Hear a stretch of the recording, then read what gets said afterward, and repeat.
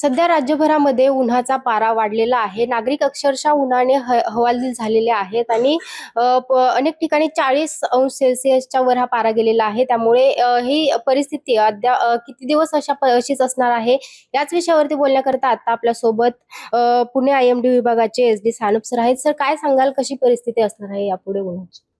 मागील 2 ते 3 दिवसांपासून महाराष्ट्रातील बहुतांश ठिकाणी तापमान हे 40-42 पेक्षा जास्त बऱ्याच ठिकाणी गेलेलं आपल्याला दिसून येतं, ज्यामध्ये आपण बघू शकतो की अमरावतीला कालचं जे सर्वाधिक तापमान आहे ते 46.6 डिग्री सेल्सिअस आहे. अकोला 46.3 आणि बऱ्याच ठिकाणी 45 डिग्री सेल्सिअस इतकं तापमान विदर्भामध्ये नोंदवलं गेलेलं आहे.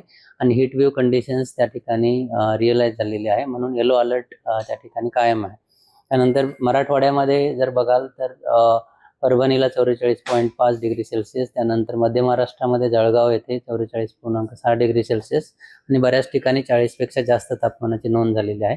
त्यानंतर कोकण गोवाचं जर बघाल तर 35-36च्या दरम्यान तापमान आहे. जरी तापमान या ठिकाणी कमी असलं तरी उष्ण आणि दमट वातावरणासाठी इथे येलो अलर्ट दिला गेलेला आहे. येणाऱ्या 5 दिवसांचा जर आपण अंदाज बघितला तर असं आहे की आजचं जर बघितलं तर हीट वेव्हसाठी विदर्भ आणि विदर्भ आणि मराठवाड्यासाठी काही ठिकाणी येलो अलर्ट आहे आणि त्या ठिकाणी हीट वेव्ह कंडिशन्स रिअलाइज होण्याची शक्यता आहे. परंतु उद्यापासून किंवा आजच पूर्व विदर्भ तील काही ठिकाणी वादळी पावसाची शक्यता आहे. उद्यापासून विदर्भातील बऱ्याच ठिकाणी वादळी पावसाची शक्यता आहे. त्यामुळं तापमान जे आहे ते 2 ते 3 डिग्री सेल्सिअसनी कमी होण्याची शक्यता आहे. जरी ते 2 ते 3 डिग्री सेल्सिअसनी कमी झालं तरी ते 40च्या दरम्यान राहण्याची शक्यता आहे. म्हणून नागरिकांनी काळजी घेणं गरजेचं आहे. नक्कीच नागरिकांनी काय काळजी घेतली पाहिजे, कारण अनेक ठिकाणी 40च्या वर तापमान आहे. जसं की सगळ्यात महत्त्वाची गोष्ट म्हणजे कंटिन्युअसली पाणी पीत राहणं गरजेचं आहे. कारण घामामुळे आपण पाणी जे आहे, पाणी डिहायड्रेशन होत असतं, त्यामुळे पाणी पिणं गरजेचं आहे. त्याचबरोबर दुपारच्या वेळी कामाशिवाय बाहेर पडणं टाळलं पाहिजे.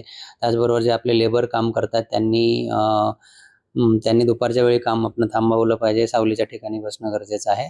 आणि अशाच काही ॲडवायझरीज NDMA त्याचबरोबर IMD दिलेल्या आहेत. पुण्यामध्ये काय परिस्थिती आहे तापमानाची आणि कशा पद्धतीने पुढील परिस्थिती असणार आहे? पुण्यामध्ये आता परवाच्या तुलनेमध्ये कालचं कमाल तापमान बघाल तर त्यामध्ये थोडीशी घट आपल्याला दिसून आलेली आहे आणि त्यामध्ये अजून 2 ते 3 डिग्री सेल्सिअसने घट होण्याची शक्यता आहे. परंतु ती सडनली न होता हळूहळू येणाऱ्या 2 ते 5 दिवसांमध्ये आपल्याला ती दिसून येईल. मराठवाडा आणि विदर्भामध्ये सर्वात जास्त तापमान आहे, तर ते किती दिवस असणार आहे तशाच पद्धतीने? तिथे सुद्धा 2 ते 5 डिग्री सेल्सिअसचा ड्रॉप किंवा फॉल घट होण्याची शक्यता आहे आणि हळूहळू ग्रॅज्युअल फॉल आपण म्हणू शकतो.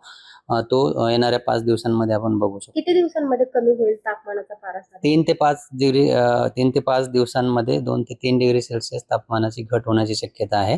परंतु तापमानाचा पारा एकदमच कमी होईल असं मी म्हणणार नाही. तापमान बऱ्याच ठिकाणी 44-45, काही ठिकाणी 46 डिग्री सेल्सिअस पर्यंत गेलेलं आहे. त्यामध्ये 2 ते 3 डिग्री सेल्सिअसची घट जर म्हटली तर 42-43 पर्यंत तापमान राहील. त्यामुळं 40च्या पुढेच तापमान असेल तर काळजी घेणं नक्कीच गरजेचं आहे. पावसाची शक्यता कोणकोणत्या? विदर्भामध्ये उद्यापासून काही ठिकाणी वादळी पावसाची शक्यता आहे. त्यामुळे तापमानामध्ये तिकडे घट आपल्याला दिसेल. तर हे होते SD सानप सर. एकूणच जर पाहिलं तर अनेक ठिकाणी 40च्या वर हा पारा गेलेला आहे. खरं तर येत्या 2 ते 3 दिवसांमध्ये टप्प्याटप्प्याने काही ठिकाणी हा जो पारा आहे तो 2-3 अंश सेल्सिअसने कमी होईल असं देखील त्यांच्याकडून सांगण्यात आलेलं आहे. मात्र विदर्भामध्ये पावसाची देखील शक्यता असल्याचं त्यांच्याकडून सांगण्यात आले. पुण्याहून स्नेहल निमगिरे, महाराष्ट्र टाइम्स ऑनलाईन.